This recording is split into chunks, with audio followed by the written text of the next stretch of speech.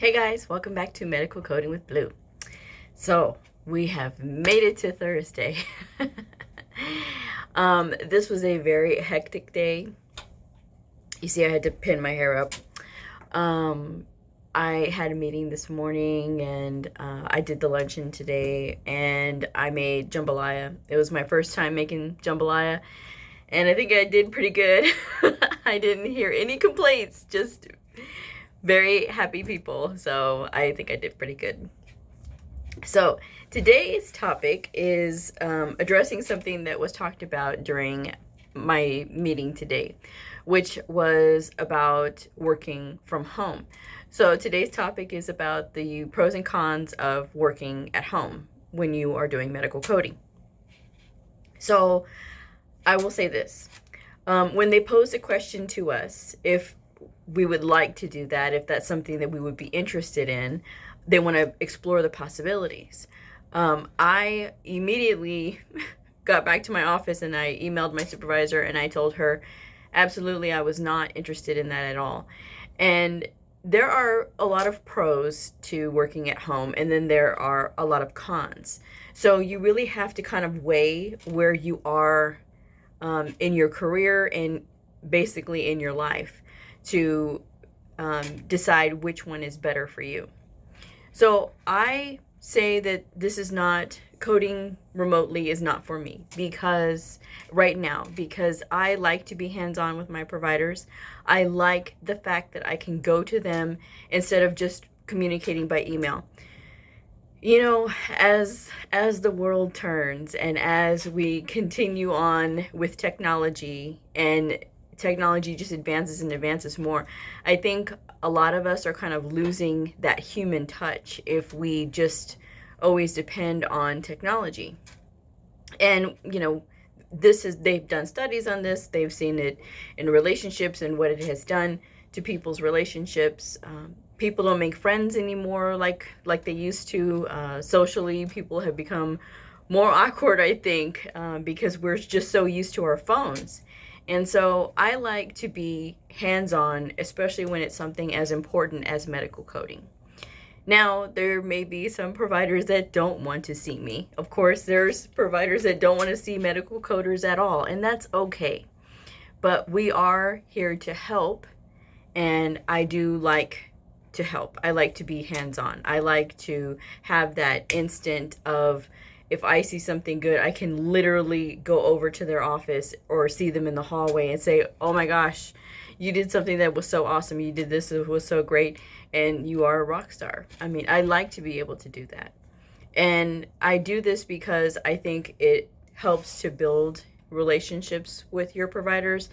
So when you take being hands-on out of the equation and then you're just at home and everything is by email or over the phone, I think that it just kind of dulls relationships, and I think that we just kind of get more and more disconnected. So that's one of the reasons that I just absolutely don't want to do it at all. And I'm hoping that that isn't going to be for me. I hope that they don't do that to me, at least. There's other people that they have different reasons. Sometimes, you know, with people with kids, it's easier for them. And some people don't want to dress up to come to work.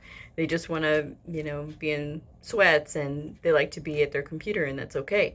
I like to dress up. Clearly, you've seen my outfits. I mean, I do dress up. I wear makeup. You know, I like to look presentable whenever I'm in a professional environment. So, I mean, it all really depends on you. And I think that I never want to lose that stretch, having to be around people and then to just be at home and code. I don't like that idea. So, but you really should assess if remote coding is for you. If you have children, it might be really a good situation for you because, you know, you can work at home and you don't have to worry about childcare. But remember, you're still held to standards when you are remote coding. And sometimes those standards are a lot more stricter because you are at home and they don't have somebody to supervise you. Sometimes you may have to be like in a home office or set up a secure area where where people can't access that room. So that's also another thing to consider. Internet access. You got to make sure that you have proper internet access. You can't just connect to Wi-Fi and go. No, everything has to be secure when you are remote coding. So make sure you look into that, and if that is something that is not a possibility for you, then you should reconsider whether you want to code from home or not. Sometimes when you are in a bad situation at work, and maybe it's a very crowded quarters wherever you're working, sometimes it's better to be at home because there's a lot of distraction when you're at work. There's a lot of talking, and sometimes if there's nobody to step in and get a handle on the situation, that also can affect productivity when you're at work. Fortunately for me, I'm in a good area, so I don't have that issue, but I did, and that at the time, that would have been something that I would have been interested in, which would be remote coding, because it was just really bad. I like I said, I worked in a very tight and small building before I came here, and there was 20 of us like sardined in a room, and so it was really hard. It was interesting times. I'm not going to say it was all bad times, because it was like being in a room full of your sisters, and just like, if you have a good day, everybody has a good day. If somebody has a bad day, they can make it bad for everybody else. So just some things to consider. If there's temporary fixes at your work and they're giving you the option of doing remote coding, and you can contemplate it, think about it long and hard before you commit to anything as far as coding from home, because sometimes it's not always what it's cracked up to be.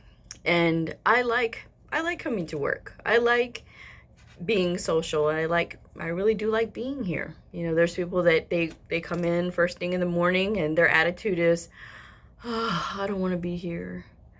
I want to go home. And that's like one of my pet peeves too. It's like, really? And there's some people that, I mean, yes, it does happen where you just get up and you're like, oh my gosh, I don't want to go into work because I'm tired, or I did this or I did that. And that's understandable. Those are temporary things. You can kind of overlook those after a while.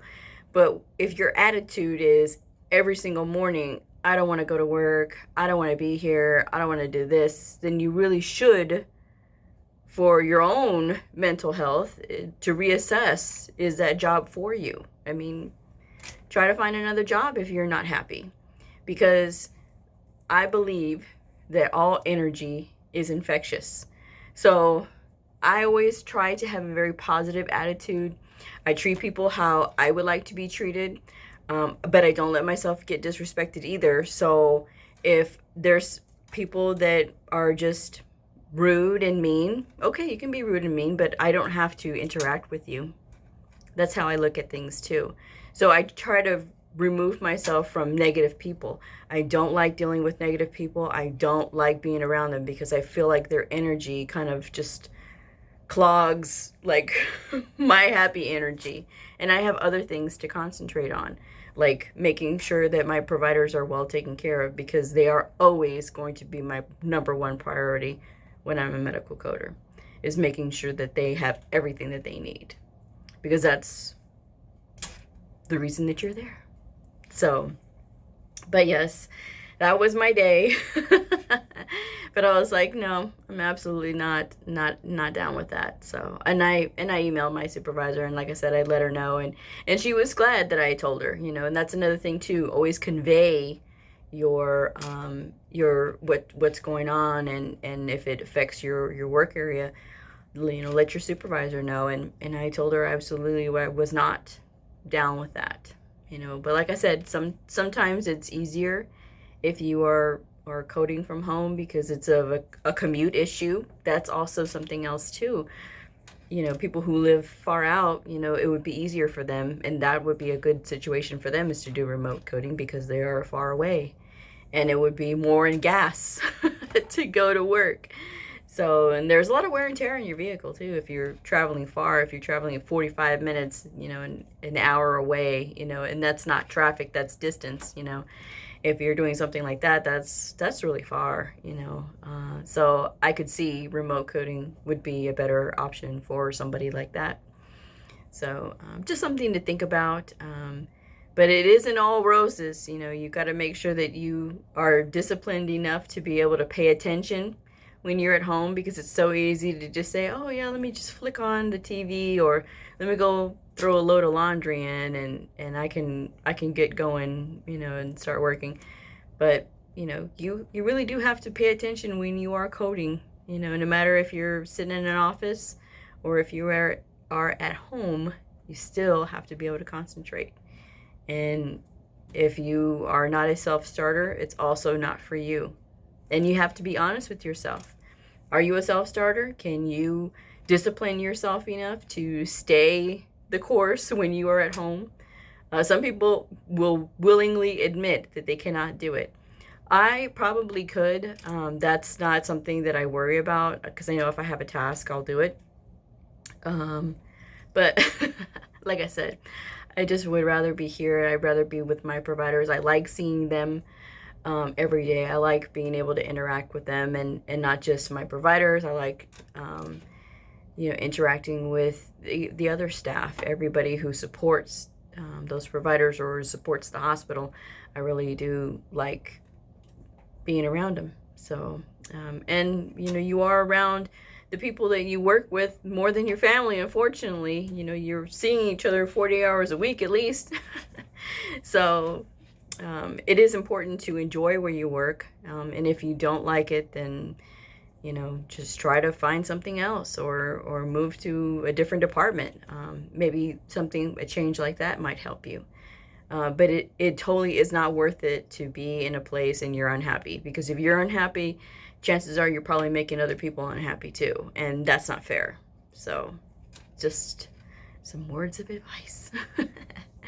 So anyway, I know I was going to do the Stitch Fix unboxing again. I ripped it open.